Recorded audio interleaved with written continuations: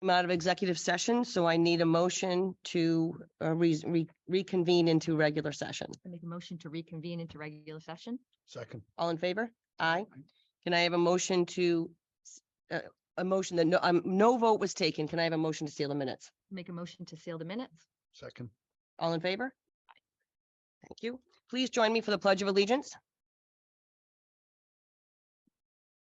I pledge allegiance to the flag of the United States of America and to the republic which stands one nation under God, indivisible.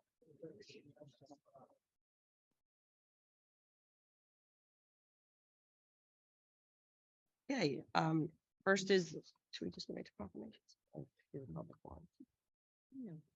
Do the proclamation. Okay, can I have a motion to move up the proclamations and awards before the public forum, please?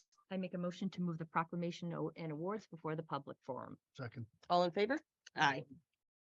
Okay, with this is always our favorite part of the meeting and all of our meetings throughout the year, especially as we get to the end, we have some amazing awards and student recognition. So it's exciting. Thank you. Good evening, everybody. It's nice to see our students and parents here and teachers. As Chairwoman Spangler said, this is an important part of our meeting. And tonight we have lots of awards and lots to celebrate within our school community. So we'll do our Students of the Week first. And I'm going to ask Principal Bulk to come forward. She has 3 Students of the Week to honor.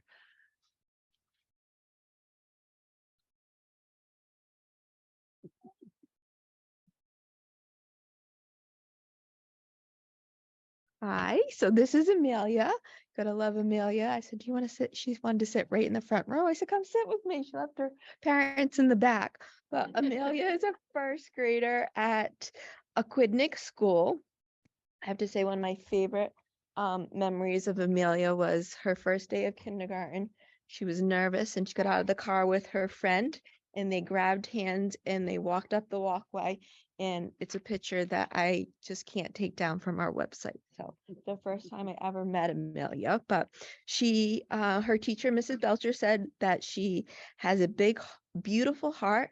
She cares very much about people around her. She also gives a great deal of effort into all she does. I love her quote. It's listen to other people.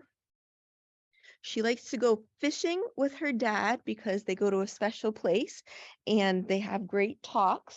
She tells me she gets to pick out the lure.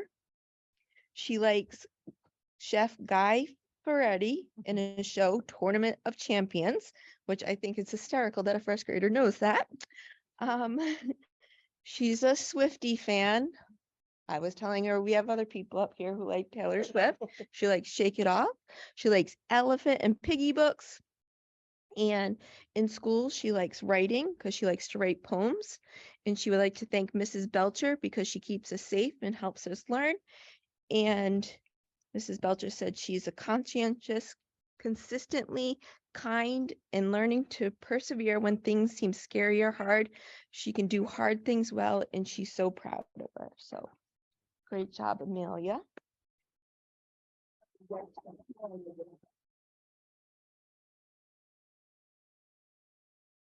Congratulations. Great job. Keep up the good work. Congratulations, Amelia. Nice job. Good job. Say you give a book. So we give a book to all of our Students of the Week, which is a special recognition. Their name is inside of it, which is really special. We really feel it's a great way to recognize their achievements and their success. So we think that obviously as an educational institution, a book is an appropriate reward. So we like to, and we try to really pick them out based on the child themselves. So they're very individually chosen. All right. Next we have Mason. If I saw you walk in here.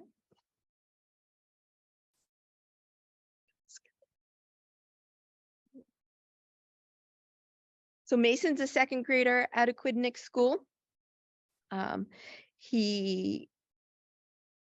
Teacher Mrs. Dugan nominated him for being an outstanding student who is always ready to learn, has fun, and enjoy school every day. I love his dream job. I don't even know what this is, but he would like to be a special operations soldier when he grows up. He likes cheese pizza, which I enjoy also. Um, he likes phys ed because we get to play fun games. He liked to thank Miss Dugan because he loves her class. And Miss Dugan says Mason is a joy to have in class.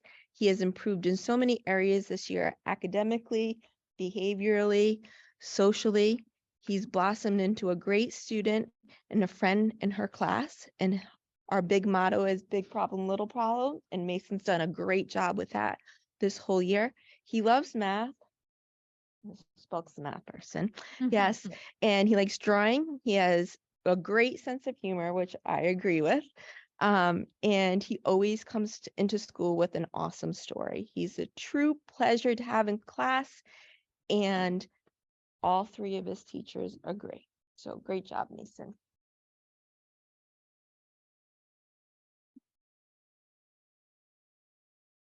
Congratulations, Mason. Keep up the good work. Nice job, Mason. Mason's like, Thank you. Good job. Good job, sorry. great job. Is Sean here?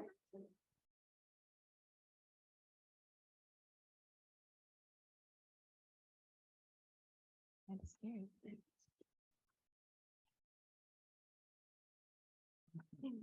Come on over here.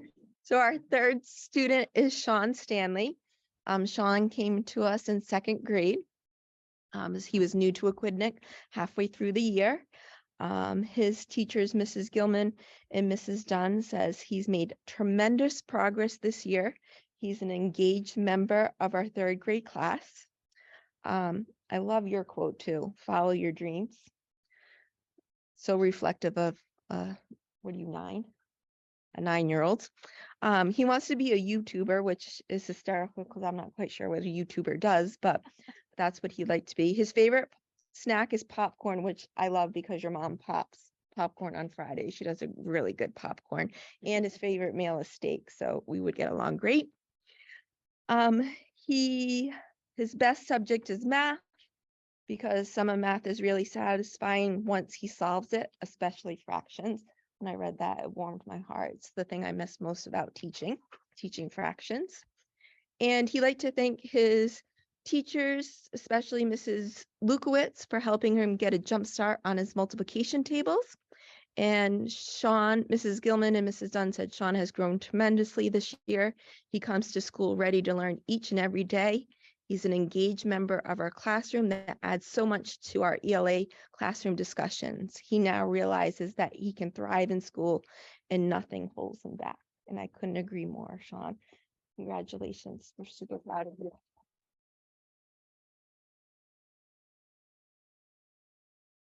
Congratulations, son. Great job. Keep up the good work. Congratulations, Sean.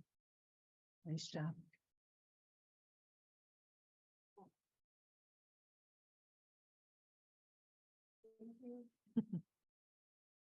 Thank you.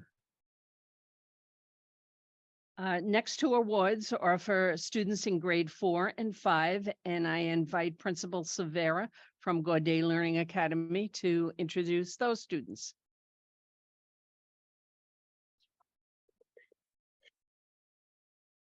Good afternoon. So my first student of the week is Sergio, and he is a 5th grader at Gaudet Learning Academy. He was nominated by his teacher, Mrs. Borges, because she said that he is a great student and a pleasure to have in class. Sergio wants to be a mechanical engineer when he grows up, and he does robotics now, and he really likes working with Legos and programming. His favorite meal is nachos, and he loves sour cream and onion potato chips.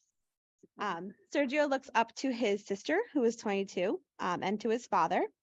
And he really would like to meet the host of Jeopardy because he wants to, he heard there's a kids Jeopardy and he'd like to be on that show, right? His favorite place to hang out is Third Beach. So particularly he likes to play in the sand at high tide, as well as play with his dogs on the beach and visit Crabtown. He likes to read, and his favorite book is The Adventure Is Now. That's what he would recommend. And math is Sergio's favorite subject because it's easy for him.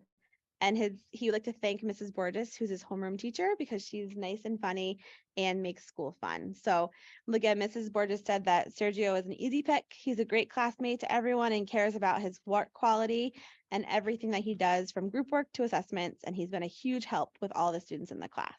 So this is Sergio. Great job. Keep up the good work. Sergio. Congratulations. Lilith.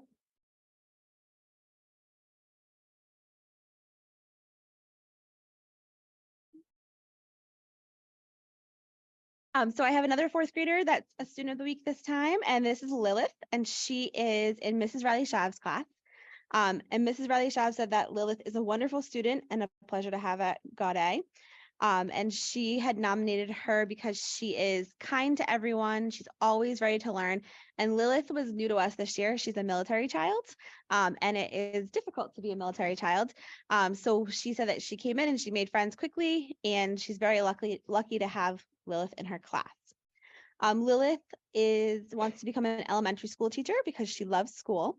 She her favorite meal is curry, which her mom makes for her, and her favorite snack is Cheez-Its. Good. She looks up to her mom because she is a good person, and Lilith wants to be like her when she's older. She would like to meet Barack Obama because she thinks that he's a good person, and she likes to play near her house on the playground. She usually goes there with her family, and her favorite subject is math, and she likes to learn new techniques. That's why she likes math so much. And her favorite part of math is all of it. So that's so exciting. Great job, Lilith. Keep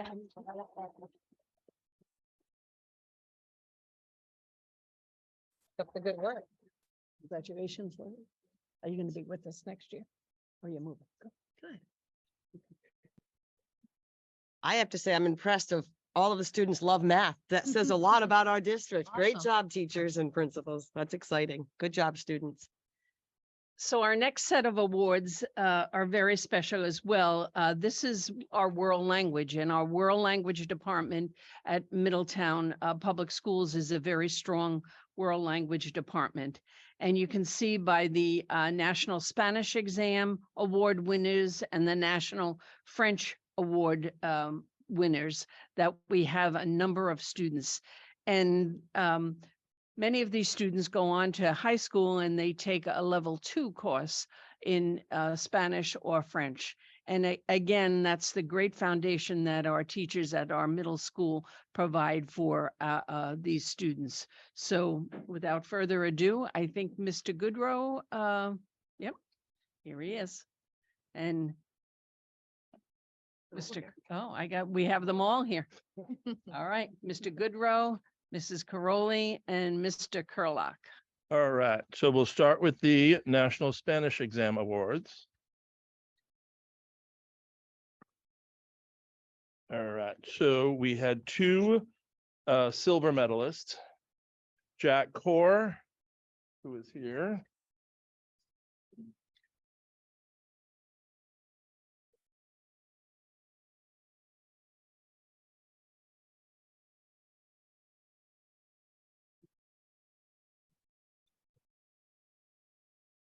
And Caitlin Marill.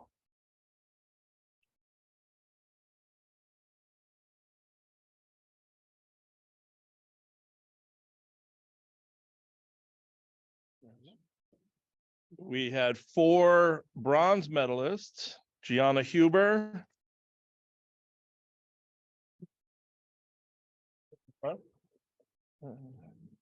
Tanner Bridges.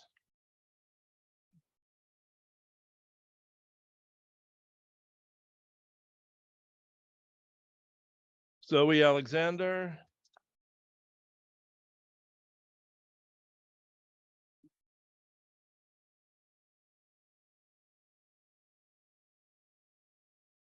And Eva Aldazabal.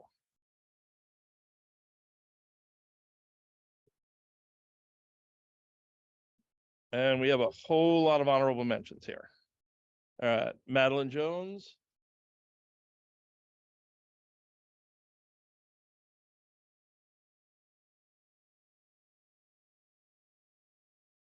Jack Devine.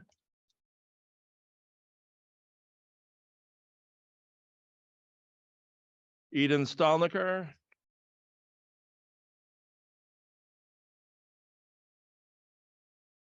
Jamison Gouch.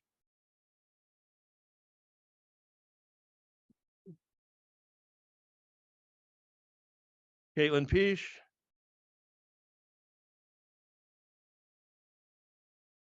Ryan Johnson.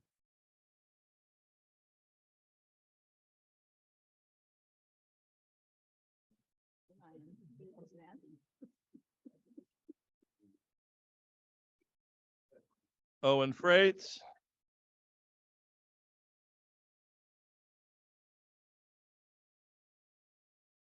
Noah Travers.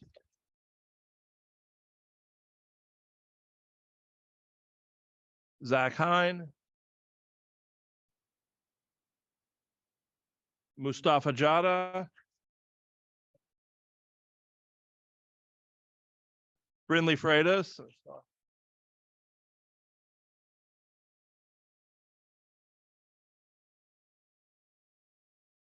Sadie Hinchy.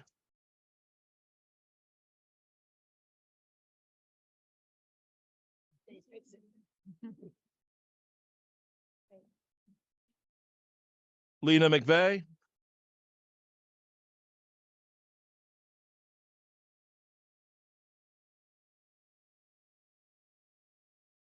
Maya Helendrung.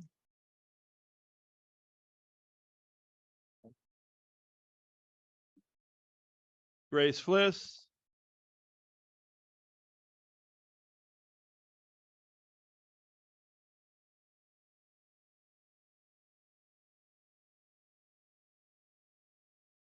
Hope Munge.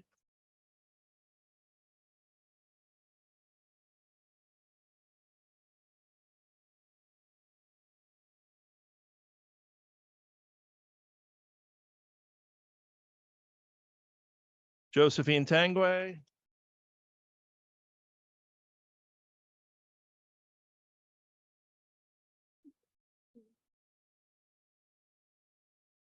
Hannah Birdie.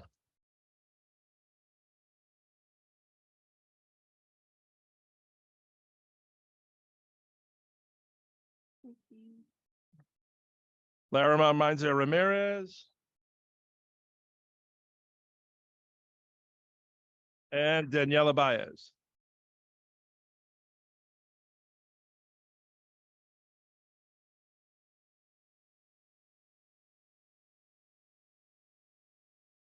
All right, for the National French exam, anyone with a gold, silver, or bronze received their award at a dinner on Monday.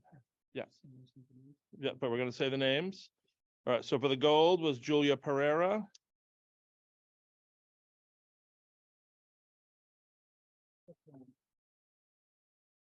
And Thais D'Souza.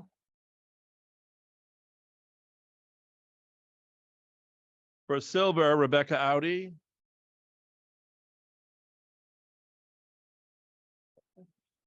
Philip Campbell.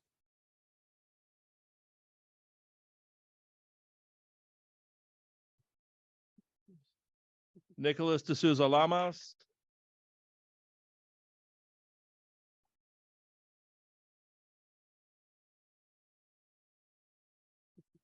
Asher Gilbertson.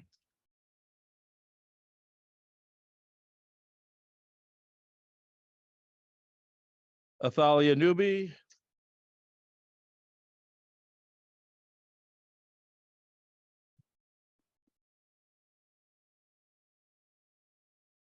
Kara Parsley.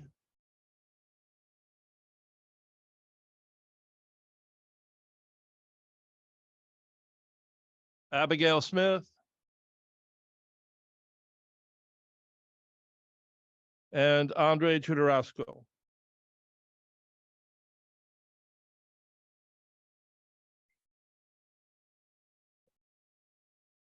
For bronze, we have Beatrice Deabru. And Rocio Vasquez.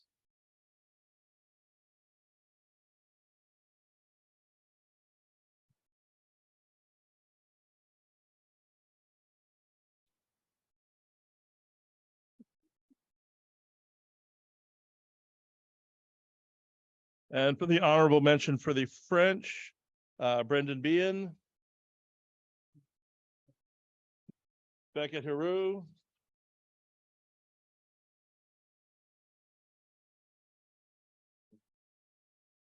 Lorena Ratri,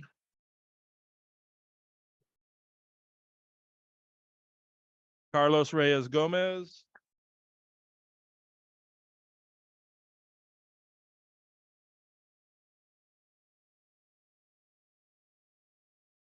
Francesca Vidotto,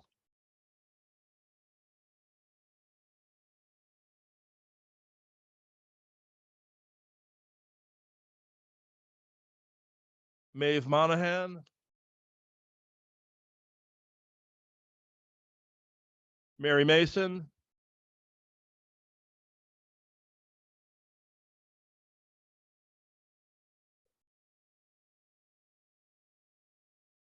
Sadie Maloney,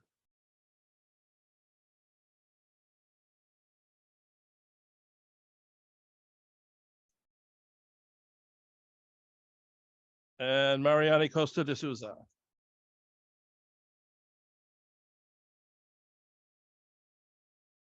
So before you sit down, could you describe the exam and the honors, how our students score for these honors? Yeah, so the students compete with students around the country. They take the exam over 2 days during school. We have them come earlier to, do some preparing for it if they wish. And then we receive their scores, then we receive their percentiles. So the percentile is what gets them the award. So we're competing with students around the country. Excellent, excellent. To have this many students, congratulations. Congratulations, students, parents, and our teachers. Thank you so much. Yeah.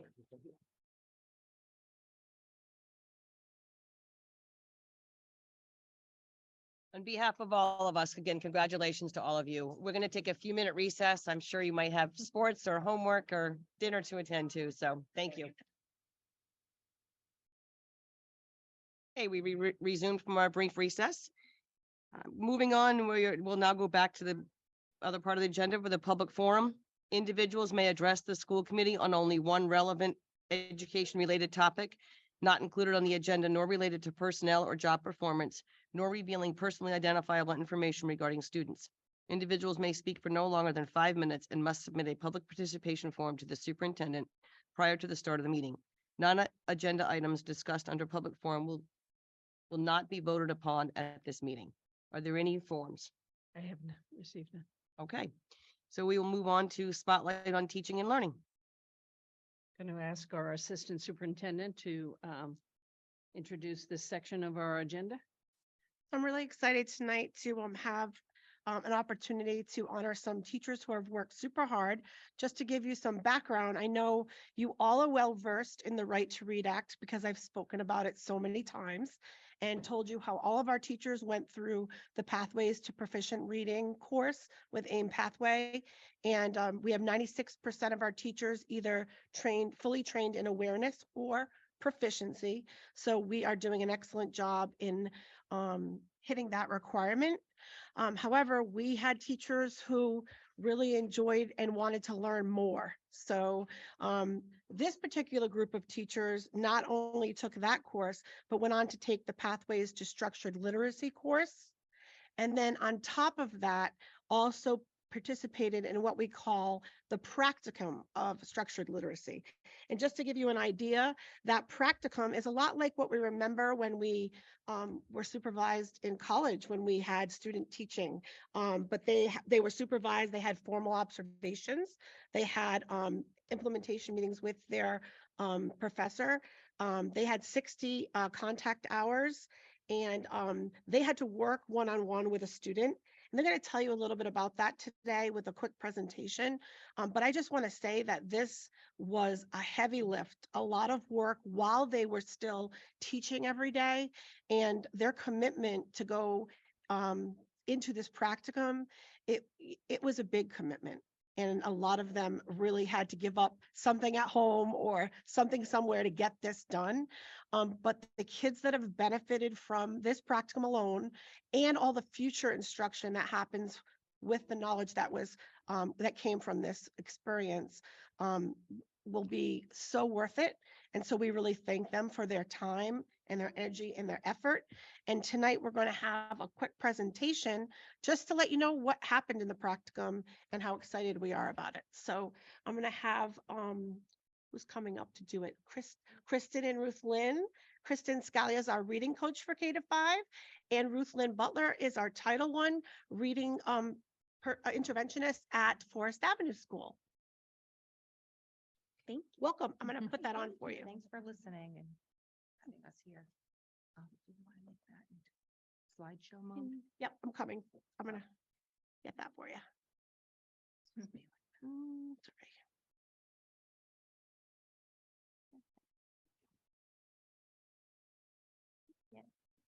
Okay, so I'm going to start with the structured literacy ladder. This is the research done by Nancy Young. It was done in 2012 and done again recently. In the past year, she just republished it again in 2023. So this ladder helps us understand the need for why some of our teachers needed more than just the basic right to read training. So while the basic right to read training was great for classroom teachers and teachers who work in that tier 1 level, kind of the green area up here, we knew from some students who we work with that they needed more than that. They needed a more intense Orton Gillingham approach and structured literacy approach. And so what this allowed us to do is to look at our data and our research in our schools and look at who needs this approach and why. And so that was the driving force behind these teachers behind me deciding to take the practicum. And so what you see in the orange and the red is that those students require daily intervention in a direct, explicit, structured literacy manner, and it's not easy to deliver and it's not easy to figure out. It's very brain-based, and it requires a lot of knowledge in prescriptive and diagnostic instruction. And so the goal that we all feel really strongly and passionately about, because we love these kids so much as readers, is that with this, we will move them up to the green where they need to be. I don't know if you were aware, but my name is Ruth Lynn Butler, and I'm the reading teacher at Forest Avenue School. I'm the Title I reading teacher. I've been a teacher here in Middletown for 32 years, 18 of which have been a reading specialist, and 14 years have been in the classroom. I recently, along with my fellow colleagues, Rachel and Megan and Kelly and Lorraine, we all took this very intensive practicum. And so what I'm going to do up here is talk to you about what we did in our practicum and talk to you a little bit about my experience, talk about some student data, and just give you a little insight of what we did. And really the underlying theme here is time. It was a lot of time, but it was definitely worth the time. So our practicum requirements here for our structured literacy coursework was the prerequisite foundational course that we had to take. And that really just sparked my interest and wanting to do and learn more in the area of structured literacy. This practicum included 4 VCOP sessions. So those were assignments and they were specific to the coursework. We had to meet with our instructor and the other students who were taking the course. So that was in addition to the practicum, and that was done through a Zoom. We then needed to choose a student that we felt would get the most benefit from this practicum experience. And so I chose a student who I had worked with before and had to gain the the permission from the parent, of course. And the mother was very excited, and so was the student to have this practicum. We all then needed to deliver 50 planned lessons over a 14-week period. These lessons were delivered 3 times a week for 1 hour per lesson. And it's good to note that the lessons were delivered on our own time. So like Michelle had said, this was in addition to our teaching, planning, and our hours. So as my family will attest, it was every Sunday, with the books open, which I like, but they might not have always have liked. So like I said, it was either before school or after school, we were tutoring our students. And we had to produce 6 videotapes, all of which were 1 hour, at least 1 hour. The instructor wanted us to have at least 1 hour. And we had to do these videotape lessons once every about 5 or 6 lessons. It's hard looking at yourself being videotaped and being graded with pre and post lessons attached to it, but it was very beneficial. It takes a lot to look at yourself, as a teacher and just be reflective. So the lessons took hours to prepare for, and they're very unique to the individual student that we were working with. It was continuous review, new skills, new practice, and the student benefited greatly. In addition to that, we had to maintain a digital practicum portfolio with our teacher, uploading lessons and videos and various documents.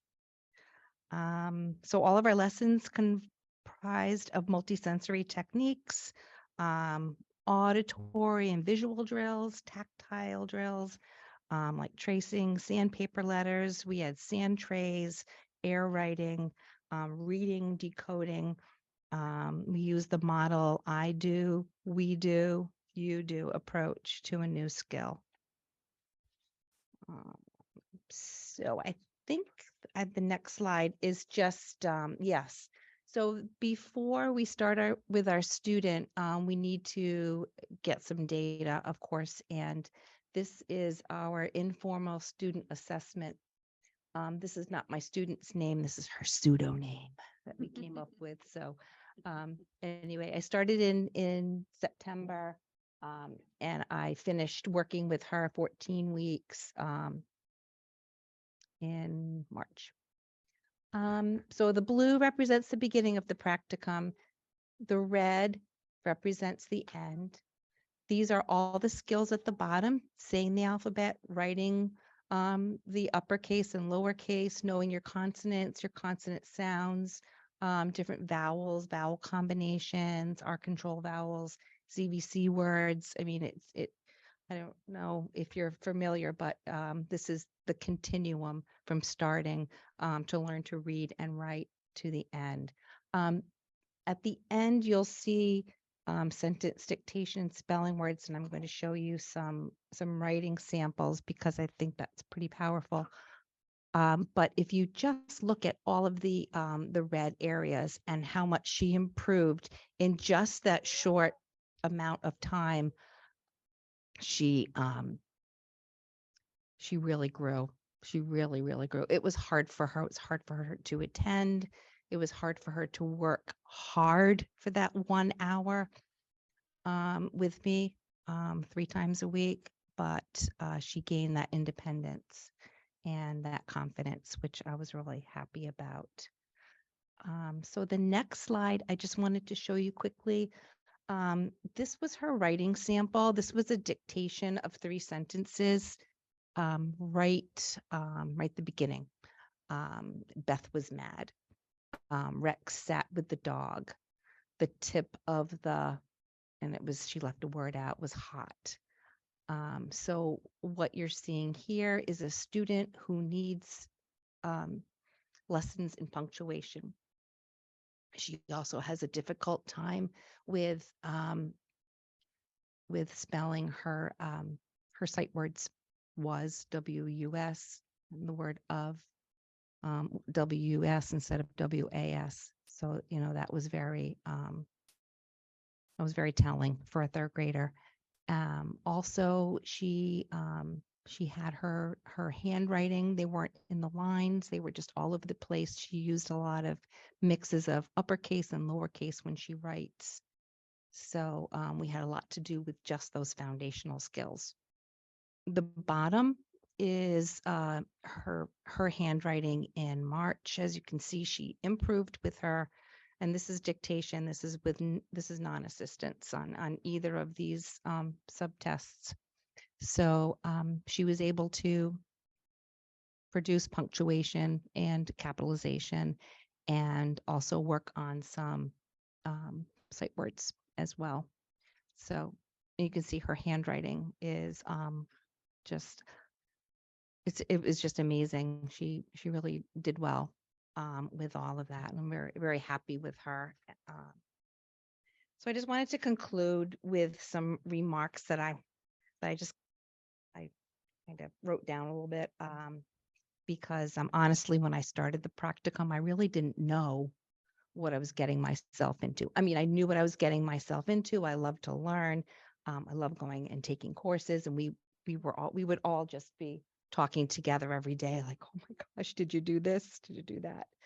I'm not a special education teacher, so I didn't have any background in Wilson or multisensory programs.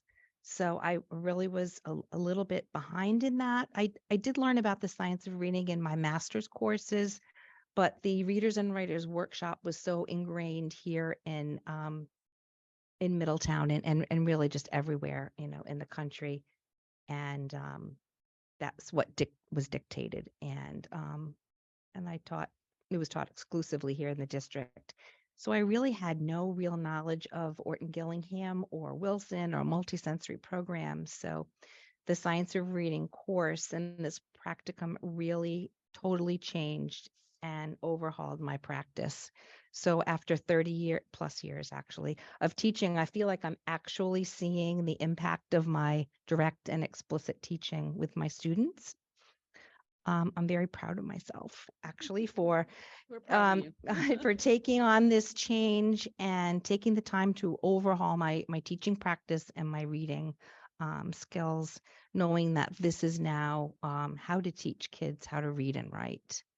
My student, like I said, was challenging. She did make growth. She responded well to structure, routines, lots of practice. She did feel successful. And at times she knew what she needed to do to improve a skill. She would say, Mrs. Butler, I think next time we meet, we need to work on my lowercase J's. I just don't feel like I'm, and so she really knew what she needed to do to change. So I don't really claim to know everything. In fact, I'm really just getting started with this journey. It's really just scratched the surface, but I feel confident that I will continue to progress and expand this knowledge of structured literacy. So it's just only going to get better for our kids. So thank you very much for allowing us to Absolutely. do this. Thank you. Thank you so much. Thank you. Yes, thank you. Just want to say too, that again, the time and effort and the dedication to change practice at this time with our teachers, everyone's been committed to that, and Middletown really appreciates that dedication. We've made the shift. We're starting to make that, and we have teachers who are believing in the shift. So I think that's shown by the interest that we have. We have 60 teachers that are going through the writing course with AIM Pathway, which is great. The cohort, did you do that too? did do that one too. While she was doing that, of course, right, right. They are a little bit addicted, but it's a good thing. So we have the writing course. We're offering again next year some more structured literacy for additional groups, and we will. There are teachers that have come and said, "Are you going to offer the practicum? Because I'd like to try it." Believe it or not, they've actually said that. So I know how much work and effort all of you gave. And for that, we thank you because you're really starting us in that direction. People want to know what you're doing. They want to know, and it's contagious. So thank you so much. And just wanted to say, and it's not a pendulum swing, so you know how things come back, and this is rooted in research. So this is here to stay. Absolutely. You've paved the way for sure. Yeah. Absolutely. I'm having a flashback when I started teaching. Barbara Wilson was our trainer. Way Oh, back when in wow, lucky Westport, you. Mass, and we did the Wilson training, Wilson certification. Oh, yeah. And all of this, I'm like, oh my gosh, it was a while ago and it's Wow. forever. Yes, It's that is, amazing. it is. And the progress the kids make and the one-on-one, and we would teach it full classes as well. Mhm, It's mhm. amazing. Amazing, it is. Great. So we'd like to honor each of our teachers. If we could start with Ruth Lynn Butler, come on up.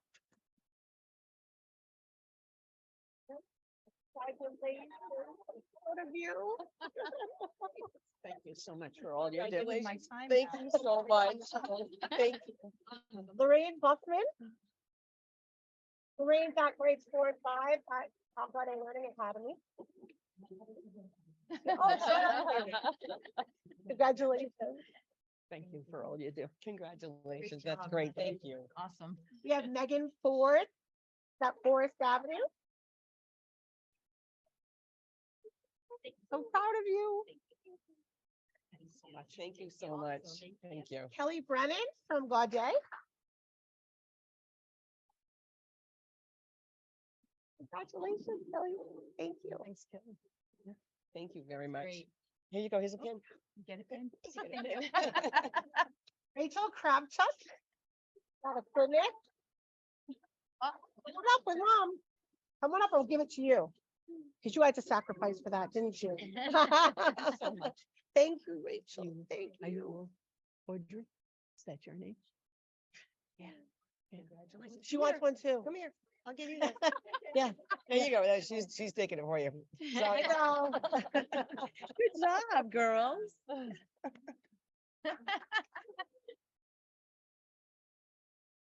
Caitlin Lynn. She couldn't come today, but we will make sure she gets hers. And then we also had a teacher who did this all on her own, separate from the group. And we're so proud to say that she also earned her practicum, Deborah Prentice, who's in our kindergarten at Aquidneck. Congratulations.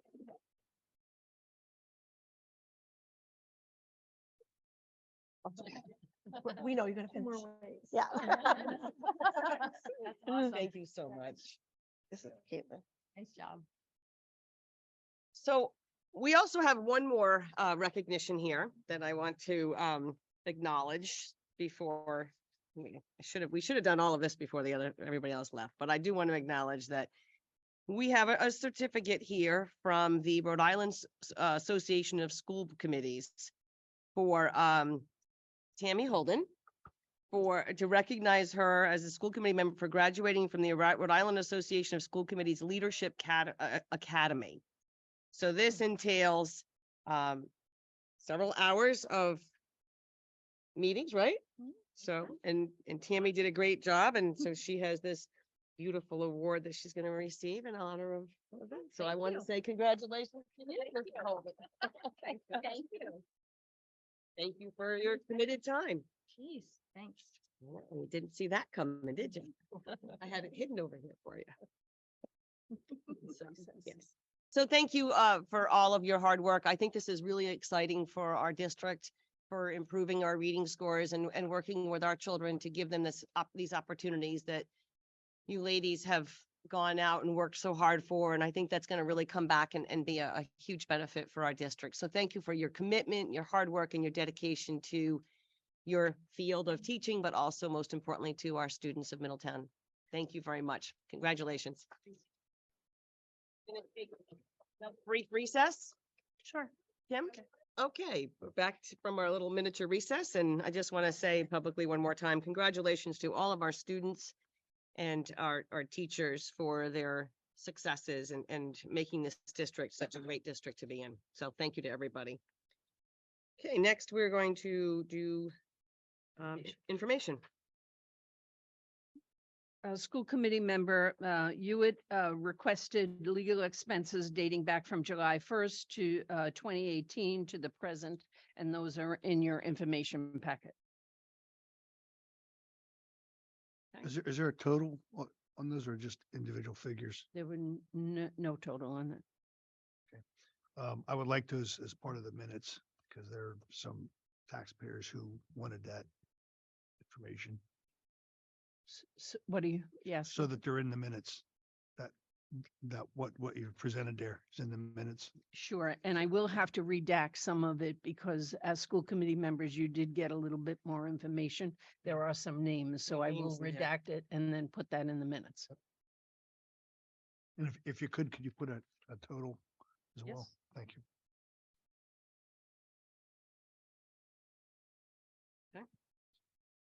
Next is correspondence.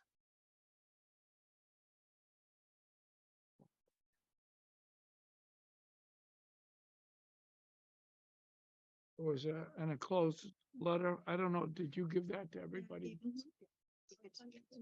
Yeah. Correspondence is not. Right, yeah, I already was looking at it. And, Okay, I don't. Just, so this was a correspondence from Paul Mankowski to Mr. Hewitt. In regards to Mr. Hewitt giving his perspective on the impact of current issues regarding the $1.5 million over expenditure. So we, to answer some of these questions, we really are receiving the information, but this has been discussed. The expenditure has been identified and discussed with the town. We had our audit recently and the audit was clear enough. All of these, all the money was spent appropriately and according to laws and appropriate spending is the best way to put it. Teresa, Um, got it.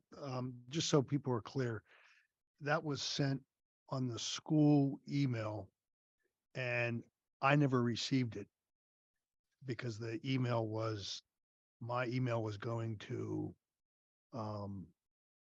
Lee Fenton. Mhm. And I think one other one was going to, I think yours was going to or Wendy's was going to one of the other former members. So that was actually forwarded. It was copied. Dennis Toronto and Sean Brown got that from the council and I was copied on it. That's how I got it. So I gave that to Rosemary and asked her to have that discussed here, but the whole letter should be read because we're of its correspondence that we're taking. So the full letter should be read at this meeting and then a response should be sent. Okay. I have no problem with that. Mr. Hewitt, I appreciate your perspective on the school committee and the town regarding the lasting impact of current issues and decisions. I am hopeful that you can help me answer some questions. Last March, the town council voted no confidence in the school superintendent and they ordered a performance audit to identify the reasons for a $1.5 million over expenditure. The performance audit never happened, but the council paid the over expenditure and took over the school finance operations. Please answer a few questions on the school department's $1.5 million over expenditure in 2021. Number one, who is responsible for the over expenditure? Who is accountable? Number two, was the $1.5 million deficit intentional, a mistake, or the result of fraud, waste, or abuse by the school department? Number three, how much did the school department pay and to whom to identify, explain, and defend the $1.5 million problem from the time it was identified by the town administrator in 2021? I will also ask the council as they seek public support for the school construction loans. Thanks for your insight, Paul Mankowski, and he gives his cell phone number and home phone number. So to answer this, and I'm, Do a formal answer. okay, Yeah. I think- do have to ask the question though, Mr. Hewitt, since you want this read publicly, what does it mean when it says, I appreciate your perspective on the school committee? That, I guess I'm confused of, He was the asking prior, from my perspective on that, this letter. I never received it until I saw it copied to me from Dennis Toronto. so and was Sean. there any other correspondence prior to this or, No, that's the first letter I Okay, saw. And when okay. I saw that, I gave it to you and to Rosemary at the last at the last meeting, but we owe this guy a response. And the council was involved with it because some of the town councils are asking who's responding to this, because I guess it went to Dennis Toronto and Sean Brown had it too. Okay. So we owe the guy a response. And so the question I have is the superintendent can respond to it? Yes. And, okay, and then I would just ask that that letter be part of the minutes and the response be part of the minutes. It's a public record. I talked to Paul personally, and all I told him at the moment, I said, the town has taken over the school finance or is working with them. And I told him that I had never received a letter either. So Paul did send me, I talked to him. And I thought this was a good idea. I'm delighted we're bringing it up because with the upcoming bond, this question will come out of the woodworks, I'm sure. And I think it's fine. Please understand, this question has been answered numerous times. So the Oh, I information is know. out there, is very public.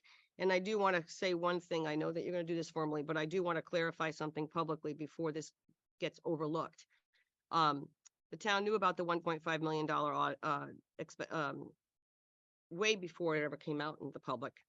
And also, in regards to the audit, the town has gone out for audit. This came up at the town council meeting the other day, 2 times. The town has gone out to, sent out RFPs for a bid for an auditor. No one has responded. The auditors came in and did the audit. Greg and I sat there.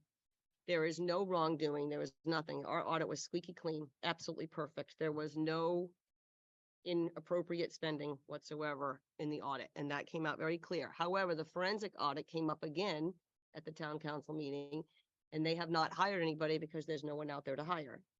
But at the same time, Sean and the finance department through the town has done their audit and has found no inappropriate or wrongful doing. So they, the town council has asked to continue to look for somebody to do the audit. Sean Brown is working on that. But the performance audit has not been avoided. It just has not happened because of, they couldn't hire anybody. And also Sean had said, why are we going to spend that money at this point when the town has already audited it and gone through everything? Am I correct on that, Peter? You're sitting out there. I was there the other day and I just want to make sure.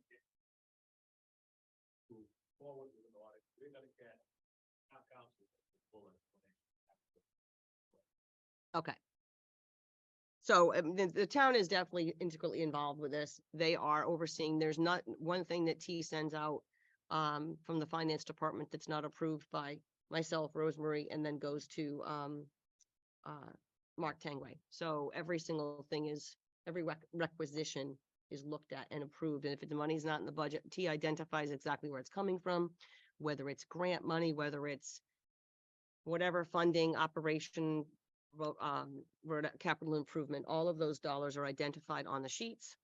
It goes to Mark. Mark looks at the numbers, looks at the budget, where the dollar's coming from, and then he approves it and sends it back to T and the checks are written. So that's the Right, but that process right wasn't now. done last year. At this time last year, that wasn't how it was working. And so I No, think that's that's the correct. question. Right. That's the question from his letter. I think I'm hearing the same question. Yeah. From other people that says that, when you do the budget, as we've all seen, it comes from specific areas. So how did we overspend? Checks were written and you overspent. Where did they come from in the budget? How did we come up with a shortfall if you were following those types of procedures? And I think that's the question. Well, we weren't following those procedures prior. What was happening is that we were underfunded. And so we were writing checks and we were having to cover expenses and have teachers in the classrooms and things of that nature. So by it being underfunded, we used our fund balance over the course of the past 5 years to be able to sustain it. So then the fund balance was depleted and that's where the, Yeah, and that's, so And I that's think what the- that's so- the explanation is Right. where was. It was money in the fund coming from, balance. and then it ran out. right, and the how fund did that balance went to happen? zero and we had a zero balance. Grant money, we had general fund money, we had, yeah. Right. I think that's all. So the fund balance disappeared, but Mrs. Craig can put that more in a formal outline if that would, The other we- thing is, he's a taxpayer and he's asking for a response and when I get, somebody asks me something, I respond. And I never got this until well after the fact. What's the date on that? Wow. April 25th. Yeah. Okay, so it's a few weeks ago, but also please understand that our finance department is stretched right now. We're in the middle of massive budgetary issues right now. This definitely will get answered. We always respond. It doesn't always happen within the first 5 days or 10 days. And like you said, you didn't even receive it right away. But even though the people are taxpayers, they will get a response. But we are knee deep right now with short staffed in our getting ready for Saturday's meeting, which needs to be ready to present. Do So you this know is not if something that anybody could go reached first. Out to him at this point? He's here. He's here right now. So, So he Mr. knows we're Menkowski, going to thank you for your answer- correspondence, and we will definitely make sure that you get this information in writing. So Okay? if we need So to another respond- way for a citizen to do this is formal request for open records to be sent to the school department. And then there's a 10-day timeline on that based on law. So I think we need to encourage anyone that calls you to request Okay. through the formal way of open records, And that would be anybody requesting any sort of information like that. any because information. Whether it's good from to the know. town or from the school That's department. an easy way to slide it over. Yeah. And get the information to them quicker. Okay, next, we're moving on to the consent agenda. Can I have a motion that school committee approve the consent agenda? Make a motion to approve the consent agenda. Second, Any discussion? All in favor? Aye. Aye. New business, speaking of town finances. So you received a plan, an organizational plan from our town administrator regarding the consolidation of town, school, finance, and accounting. So that plan will be reviewed. We will start having weekly meetings with our town administrator and finance to flesh out exactly how that works. In the meantime, we will be posting for a business manager. The job description I hope you approve tonight was vetted with our town administrator. So that's that plan. Old business, building committee. So old business, we have, with our building committee, there is demographic updates that we're still working on, or that the company that our OPM has hired proper, they're still working on that. The schematic design and floor plans continue to advance. We have weekly meetings with our middle and high school principals to hone in on those schematic designs. The people have worked with Space and Program. Manuel Cordero has had many meetings with our principals and teachers to get their input. We're looking at the Korea Tech, the fourth pathway for Korea Tech. Sustainability workshops need to be scheduled. We have looked at a date for that, which is the last week of school. I think that's June 19th. So that information was forwarded to that group, and they will set up some vision sustainability meetings regarding that. With regard to the budget and schedule, the project remains on time and it is on budget.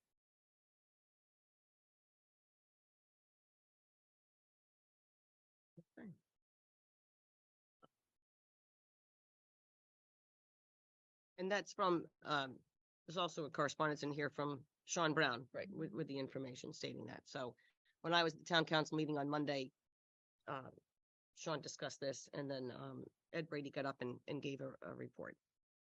So, okay, next we're moving on to action items. Can I have a motion on homeschooling? I make a motion the school committee approve homeschooling 22, 23, 37. second, Any discussion? All in favor? Aye. Okay.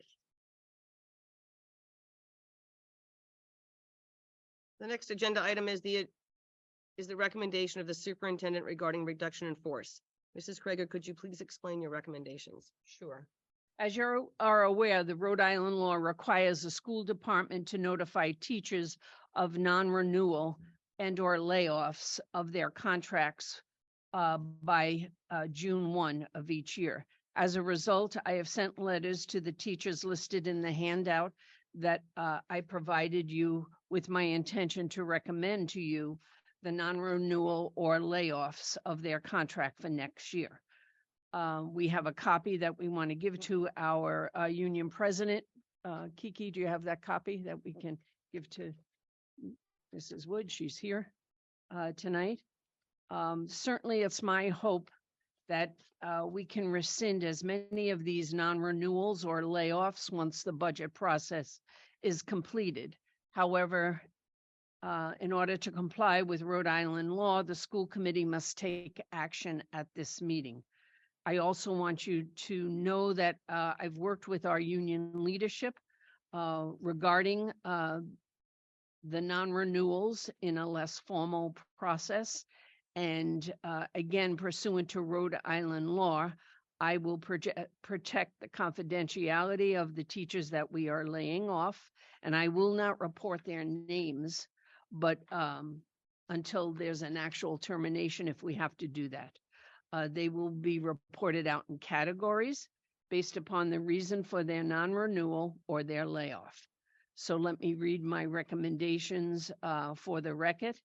And if anyone desires to be heard on the issue, they can address the school committee after you accept my motion on my recommendation.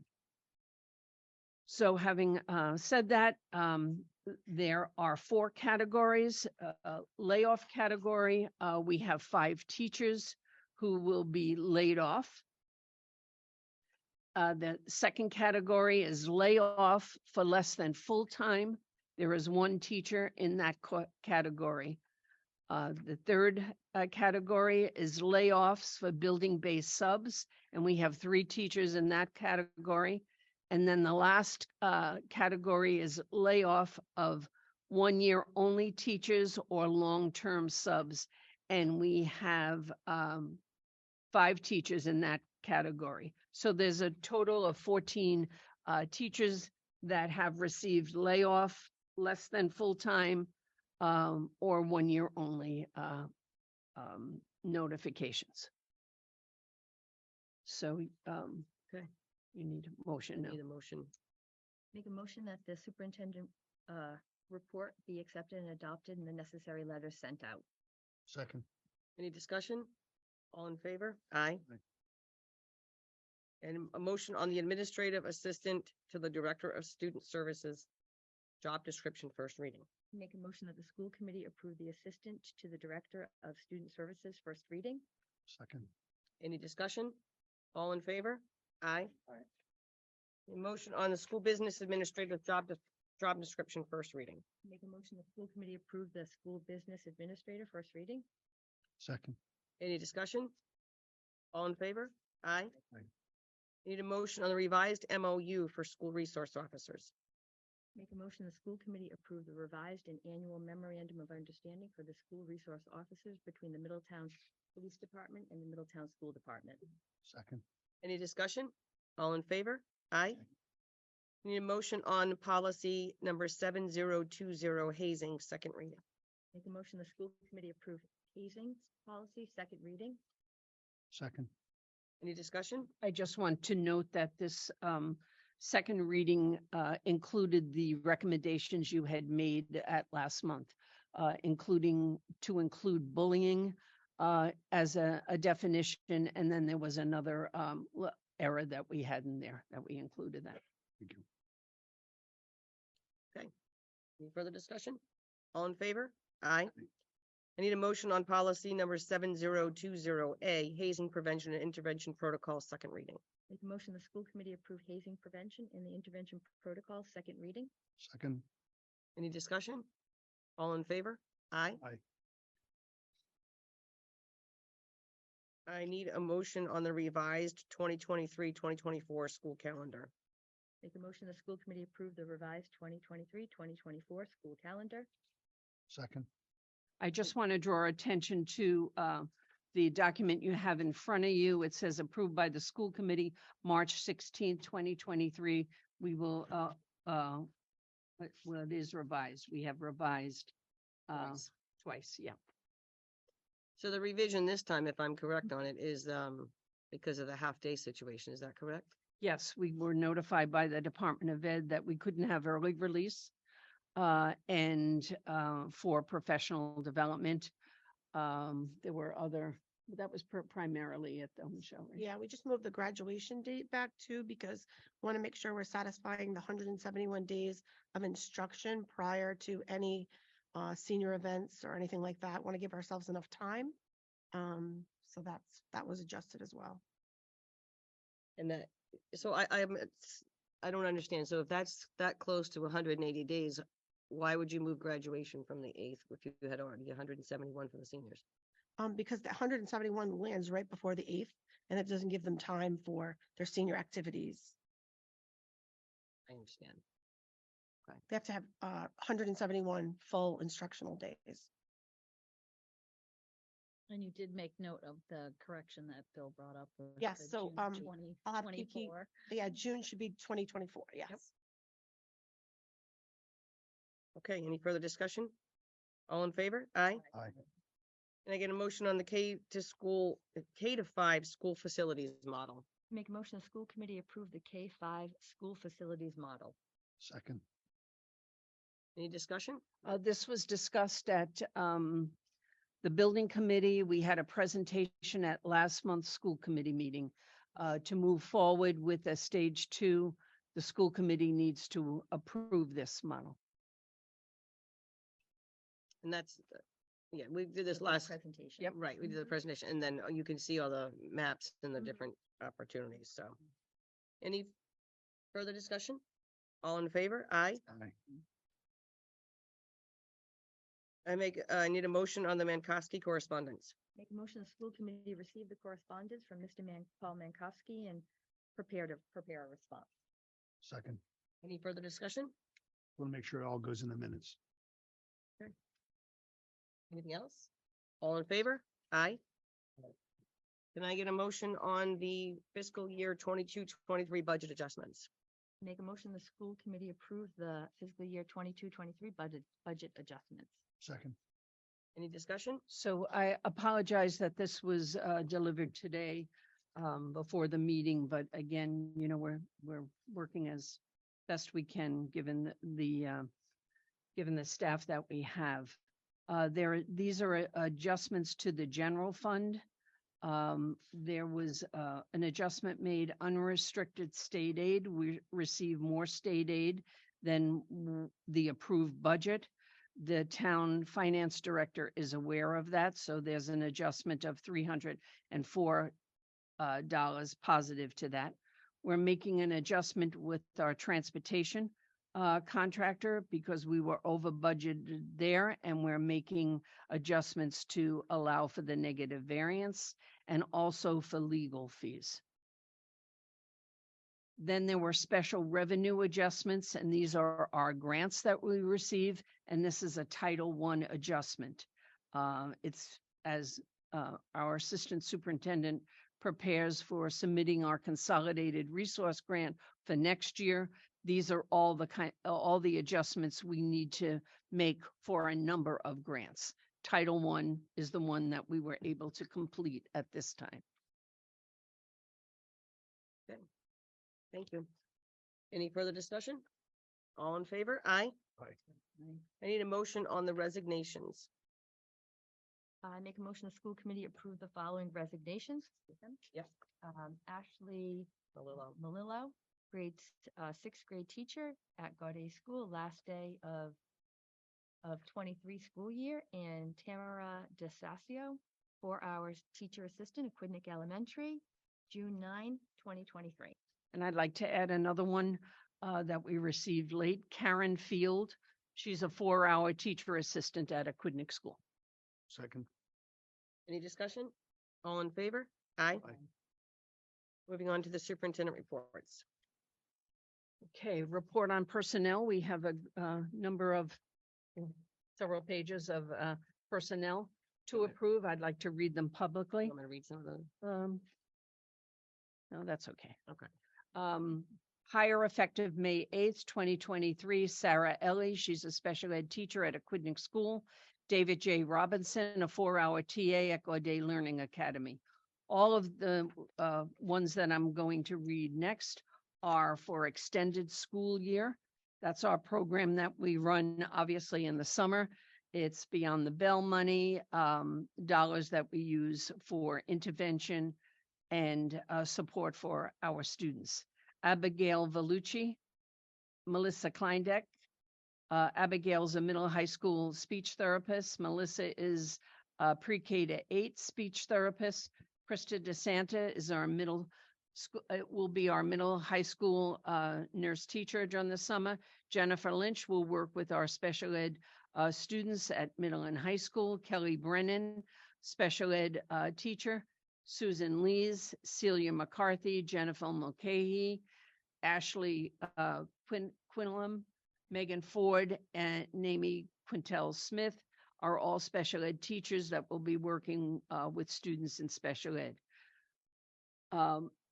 Erin Dorley Foreman, Shannon Dugan, Amy Dunn, Elizabeth Green, Samantha Judson, Tara Mello, Kristen Pacheco, Kim Pierce, Carolyn Prezio, Kristen Scala, Jessica Tucker, Kayla Vieira, Abigail Williamson, Caitlin Emerson, Kerry Branderis, Kelly Butella, Robin Borges, Jennifer Passari are all teachers for Beyond the Bell summer program. Teacher assistants are Michael Brown, Whitney Bucci, Nancy Champagne, Angela Koloff, and Faith Leskowitz. Christina McFadden, Rebecca Palumbo, Carol Scanlon, and Robin Westmoreland. So we want to thank these teachers for and staff for stepping up, because having a familiar face for our students who are in the summer programs really provides the continuity that we need for direct instruction and so forth. So I want to thank all those teachers. That's it. Okay. Next is curriculum. Just some quick updates. Mathematics, you will be hearing from the K-12 Mathematics Committee. We're approaching the finish line. Many conversations, practicing lessons, piloting, feedback. They're all finalizing their recommendations and have those to you. I am confident that they've been thoughtful and engaged in the process, and led by our wonderful principals. I think they'll be presenting you with some great choices in June. So at the next meeting, they will come and share what they have decided on for your recommend to you what they've decided. And just some assessment news, we already received our SAT scores from this year. It was rather quick this year, which we're not complaining about at all. So I did include this in your status report, both the SAT math and the SAT ELA scores. So start with the good news. The SAT ELA, we had 66% of our students achieving college and career ready benchmark. Last year we had 59.6, so we did have a big jump there. The state average is 50, so we're well above the state average. Really excited about our ELA progress. And then looking at mathematics, looking at mathematics and the SAT, we stayed pretty flat. So we only have 32% of our students achieving college and career readiness in mathematics. But the flip side to that story is what I keep sort of stressing is the fact that that measures proficiency, but we're also measuring growth. So our growth story in ELA and mathematics, including our RICAS growth and our SAT growth, is excellent. Strong performance in both of those areas.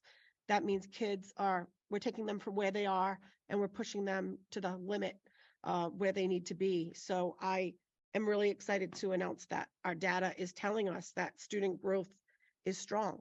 And if student growth is strong, our proficiency rates will continue to grow as well. So we're headed in the right direction. We do not have any RICAS back because they're still taking it.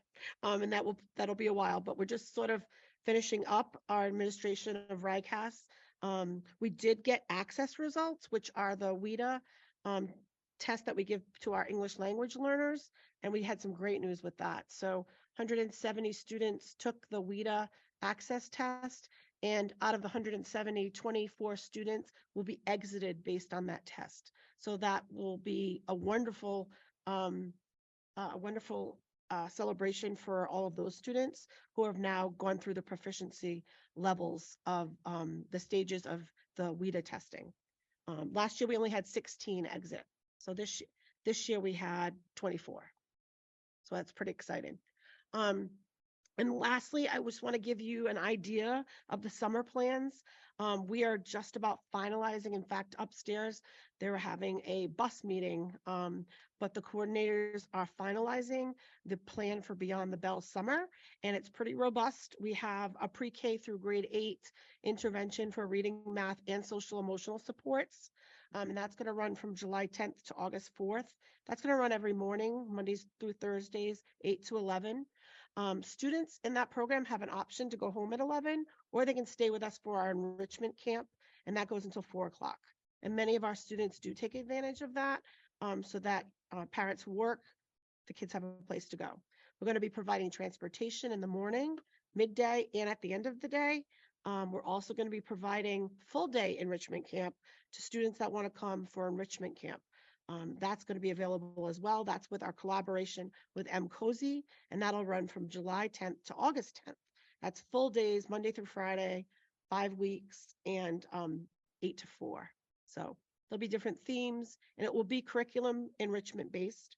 Our police and fire camp in conjunction with the town will also be running for grades 6 through 8, and that will be open enrollment for those grades, and they will do it in the afternoon so that if a student is part of our morning program, it doesn't get interrupted at all, which is really nice. So we've been working with the town on that. And then we have our credit recovery program at the high school that'll be happening as well. They do it in the middle of the week, Tuesday, Wednesday, Thursday from 8 to 12. So all of this is getting organized. We have, as you see, we're in the hiring process, getting as many teachers and teacher assistants on board as we can, because we always seem to have more kids than we have teachers. So we're really pushing to get a large staff up and ready. And I can't speak more highly of our coordinators this year. They really are organized and getting it all together, making sure families are outreached. So families that really need the support are getting the support. And we're excited. So again, we're coordinating with Middletown COSY, the Child Opportunity Zone, and we are also doing some work with Boys and Girls Club. Some kids will just go to the Boys and Girls Club for the summer as well through a grant that we have scholarships for. So we'll be servicing probably about 500 students total when you combine. So it's 25% of our population. So we're really excited. And again, all of this is funded with the town fund that they've dedicated through Middletown Outreach Committee to these activities. So we're really grateful for that. So we don't have to worry about how we're going to pay them. And the committee at the meeting, Changed its name. police and fire camp, Oh, yes. they want that. More fun name, adventure camp. That would be totally fine. I think that's what they called it last year or something. Okay. It was safety and it was like thrown around with name changes. Adventure And I camp. think they landed on adventure camp. Okay, that would be I fine. thought police and fire camp might not be as enticing. Right. I think they do need to describe it a little bit, but I know. yes, So- ooh, that'd be great. Something a little jazzier, they suggested it. Okay. And that's my report for curriculum. All right. Thank you. Thank you. Finance, and we're deep into the FY '24 budget. Lori Miller has been assisting us. You have blue folders. There's information in the blue folders in preparation for our meeting with our town council on Saturday at 8 a.m. Town Hall. So you can take a look at that information. The town has an audit, a school audit is complete. It's still in draft form, but both school committee members Spangler and Hewitt sat in on the audit committee. The school audit was clean. As reported by the auditors, there was a question, what was the deficit attributed to? And it was special ed costs and transportation. So I want to thank T and the business office staff for getting all those audit documents together for the auditors. Again, T and the business office staff are working tirelessly to meet the district needs despite being short-staffed.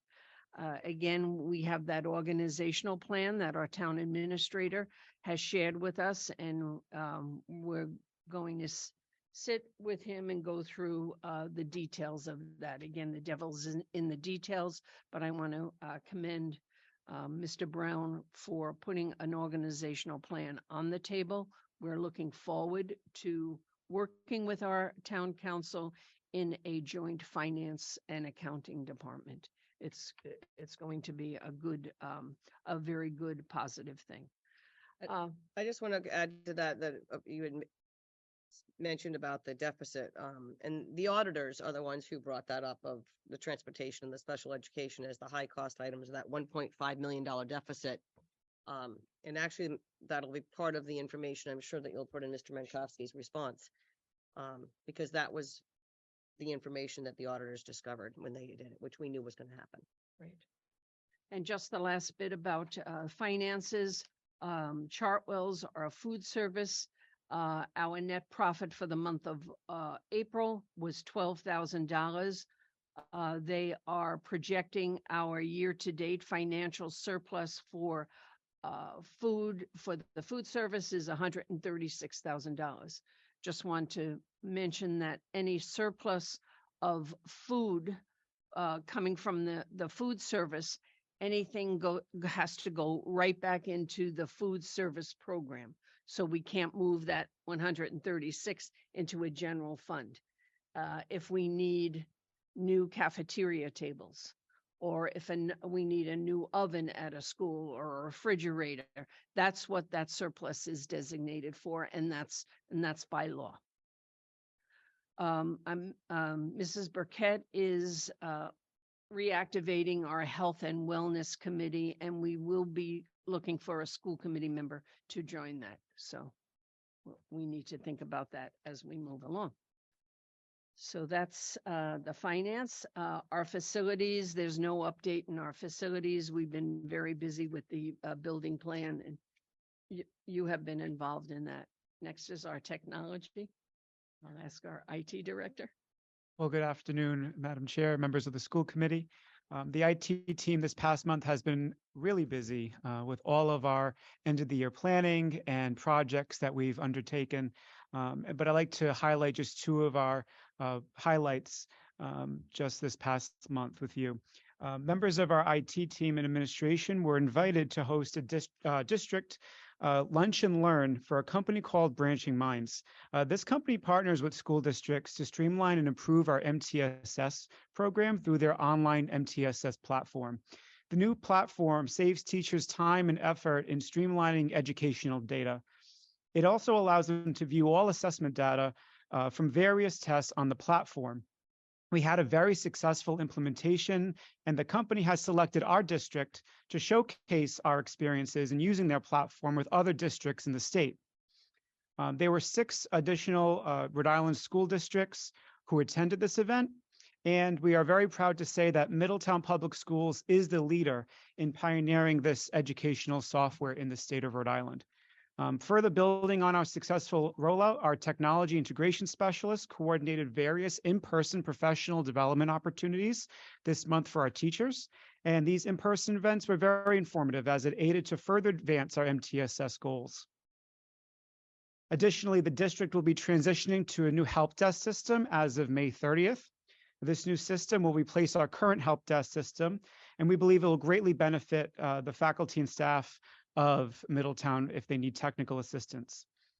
The new platform is called Incident IQ, and it allows teachers to be able to see their class rosters, which will allow them to easily find a student or device and submit a ticket. The system will automatically route work orders to the appropriate IT person, ensuring that their requests are addressed in a timely and more efficient manner as they are done now in a more manual process. Additionally, we are creating a centralized system to track all district-wide technology inventory so that we can ensure that each device is accounted for and that it has the necessary software and updates installed. Each device is now going to be digitally linked to a specific user, whether that be a teacher or staff member or student, which will help us avoid repeated work orders and reduce response times. Instant IQ will help us also to create a knowledge base, which will provide teachers and staff with useful information and resources that they can access at any time. Big thank you to everyone on our IT team who works together so hard to make this vision become a reality. This actually took over a year in the making that we're really excited about to launch in the coming weeks. That's my status report. If the committee has any questions, I'd be happy to answer them. Thank you. Just to build a little bit on the IT report, David and his team does a fabulous job really bringing us up to a level that we need to be more efficient, more effective, and that's going to help processes as well. The building committee did ask that I bring this to your attention in terms of live meetings. And, I wanted, we don't need a vote. I wanted, to get a nod from you as to how you want to proceed with that. Typically, subcommittees are not, they're not done live. The town does not have live subcommittees when they have a zoning board meeting or whatever. The building committee is a subcommittee of the school committee. But there is, what we do is we video the meeting like we do this meeting, and then it's usually uploaded the very next day. David and his team are very quick about turning that over so people have access. So there are pros and cons about live meetings, how it needs to be set up. So I wanted, it's up to you. It's your decision, not my decision, how you feel about going to having live building committee meetings. I think it's probably a good thing with the bond issue coming up and getting the public understand what's going on. I think the more visibility we can get on that, I think the better. I agree. I do agree with that. I think that we have to be very careful, and this was a discussion when, not at the last meeting because I missed the 10th, but the one before that was the having it public is one thing, but not having it conversation, the dialogue going back and forth. So, the question was that brought if up. people- Live recorded and posted, or Right. zoomed in and people trying to. No, interact? no, not doing that, but live and recorded so that people could be watching it, but they could be able to send information or any kind of request, anything, because the meeting's every other week, so they're very frequent. And then they would be able to have a link, I believe, correct me if I'm wrong on this, David, if we did something like this, there's a link that they would be able to send and request information or follow up, and then we could discuss that at the next meeting. Yeah. Because it's every other week. But I know that that was an issue because we're on such a time crunch. Everybody on that committee is truly a volunteer. And they don't want the meetings to drag on for 3 hours. So they would rather have the questions sent in advance and be able to provide that information and the data and be able to post, well, they're posting all the stuff in now, but it would just be more, people would be able to hear it live. So there's probably parameters we could put around that, or the building committee could put around that. So Right. the meetings don't, go on for a number of hours, but really answer whatever the public, the questions that they might have. Mhm. So I don't know, how do the rest of you Like feel? a Zoom meeting where they would be watching the meeting live, but wouldn't necessarily have comments be answered. They can put Yep, comments I'm looking in, at David because he's right? he's So our They expert. would not interact just then your questions will be answered next meeting. You're not We gonna do have a few options on how we can move forward. My personal recommendation would be to have it either recorded or streamed live, whatever the committee decides. But once, if you decide to go live, I would not recommend having that interaction. That was some of a COVID protocol that we put in place, and we kind of want to move forward from that and, out of transparency, if you want to make it live, that's fine. What I would suggest though, rather than a Zoom is the avenue in which we, our AV system, interacts with our cameras and our microphones. So I'm thinking maybe perhaps being streamed live directly on our YouTube channel where people already know where to go without having a special link, because they can view all of our recorded meetings for both the school committee and building committee in one place. And we can look into the possibility of recording live right to our YouTube channel. I think that's. That would also great. increase security as well. I mean, I like the idea too for visibility, because every other, Wednesday it's 5 o'clock, and if people can't make it, it's kind of their set time, and maybe they won't view it the next day or the day after or the day after. But if they know Wednesday at 5, oh, I'll watch it.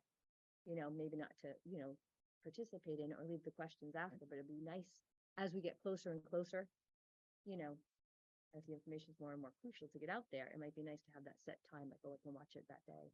We will need some time to evaluate our options and to do some testing to make sure it's solid before we can say that we're going live in a meeting. So, upon our discussion today, I can kind of work and give you a timeline when that might be available. We wanted to get a sense from all of you, the direction you would like to go. So Is the meeting posted the next day, or are just the presentations posted? So as it stands now, both our They school committee and building committee meetings are posted as entirely, which involves all of the commentary. It's just a straight recording that's taken off of our cameras around the room, and it works very similarly to a school committee meeting.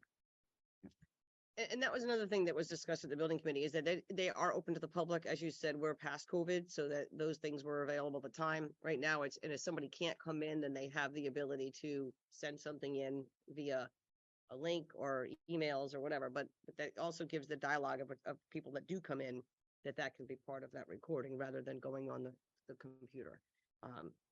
Doing it live back and forth on a computer screen. So, yeah, the building committee did discuss this in great length. You were there that night, I think. Yeah. So, I am okay with it being recorded on YouTube. I definitely would not want to have the dialogue back and forth, though. I think that dialogue needs to be in person, because the timer can be set. You also have more clarity. You have more concise and And they did mention about wanting to get some feedback too as time goes on. Right. If people want to post comments or questions, away when other information is built and other PR is put together to address those things.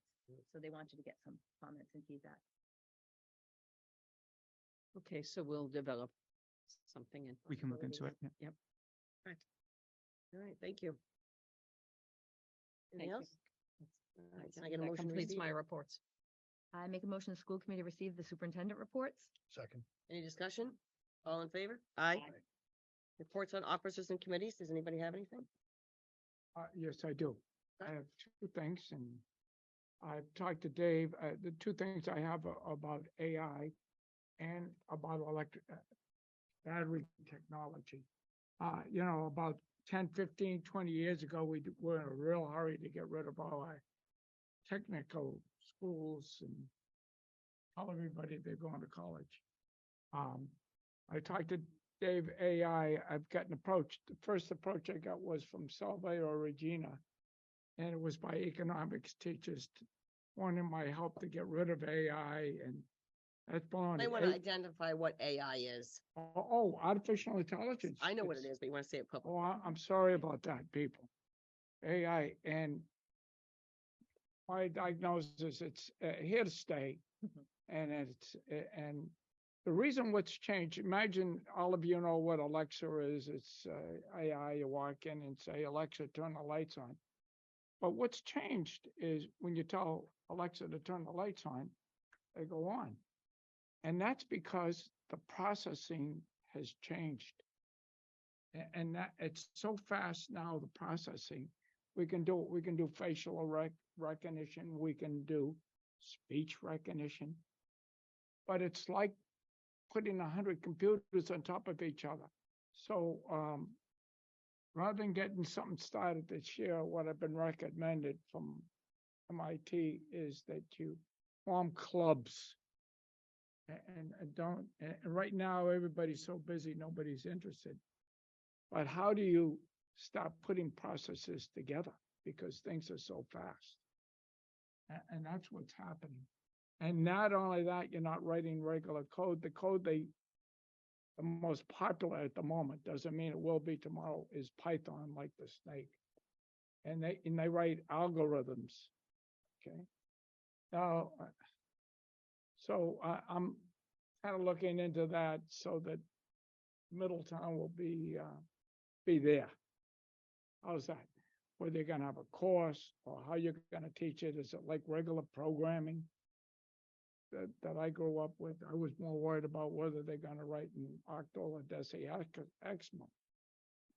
The other thing that is really starting, just coming out of the ground, is electric batteries. Now, battery technology changed in 1980 when they started sealing the batteries so that jet fighters could fly upside down without leaking acid.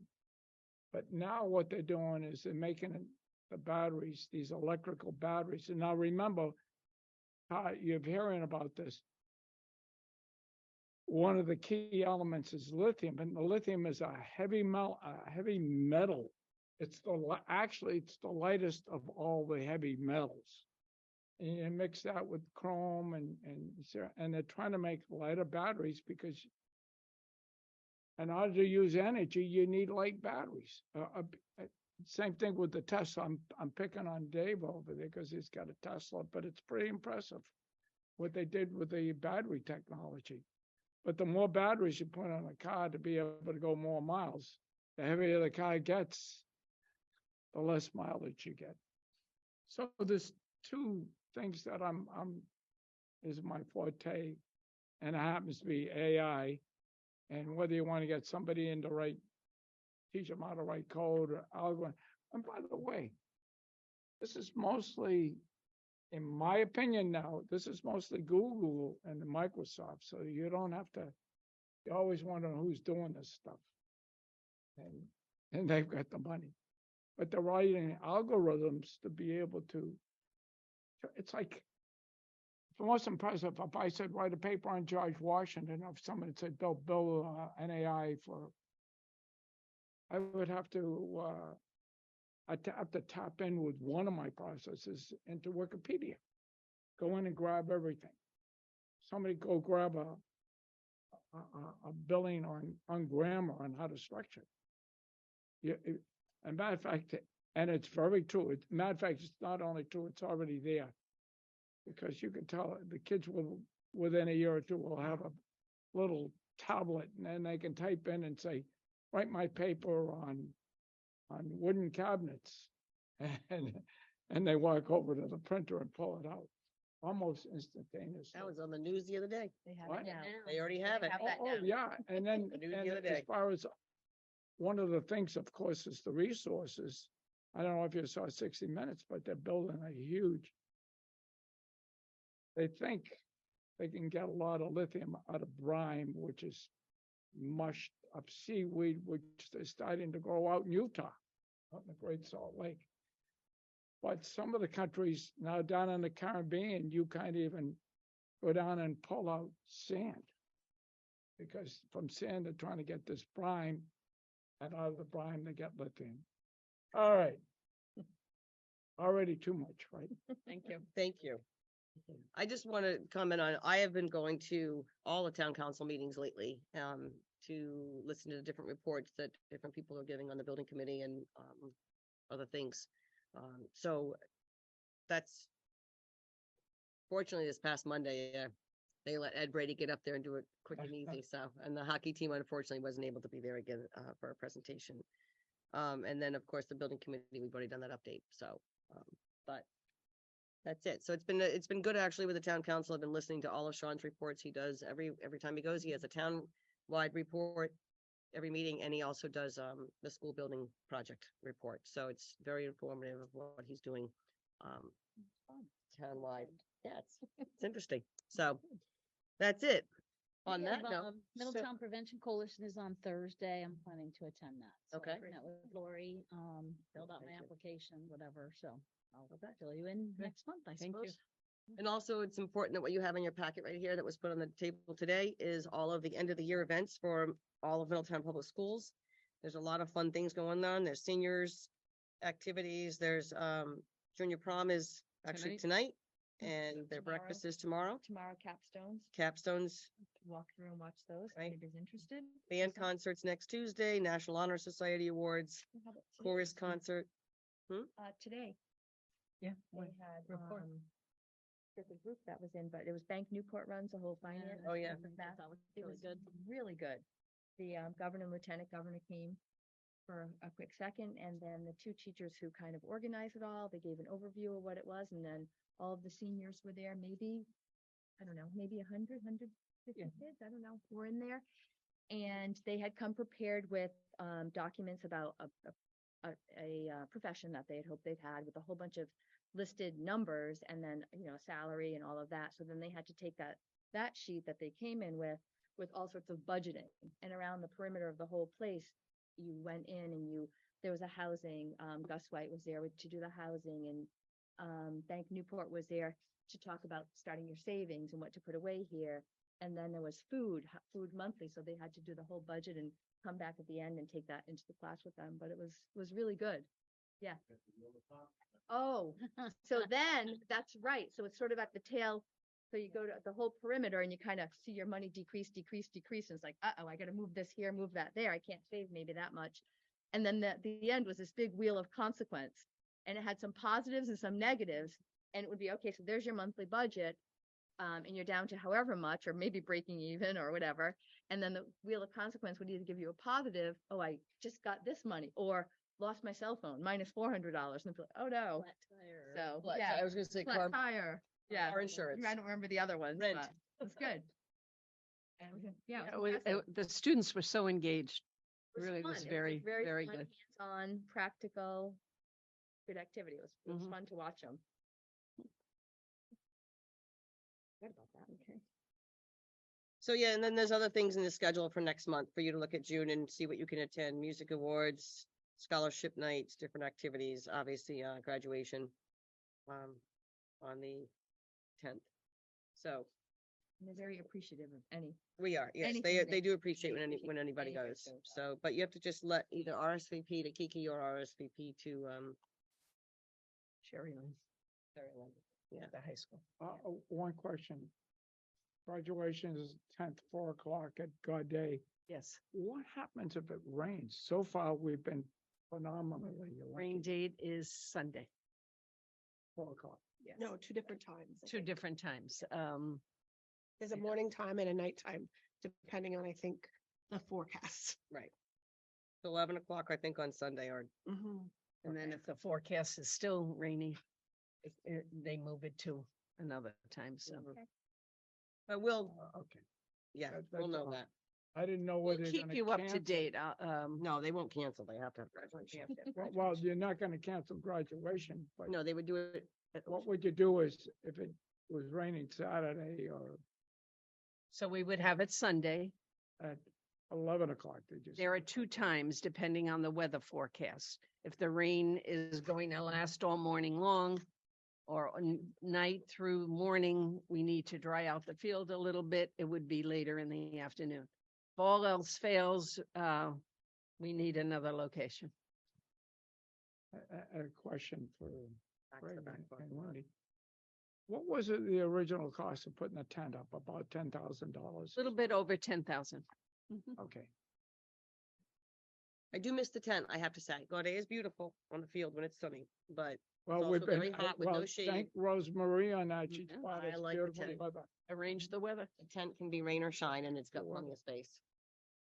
Okay. So, okay, on that note, may I have a motion? Make a motion to adjourn from the school committee meeting at 6:16. Second. All in favor? Aye. Have a good night. Thank you.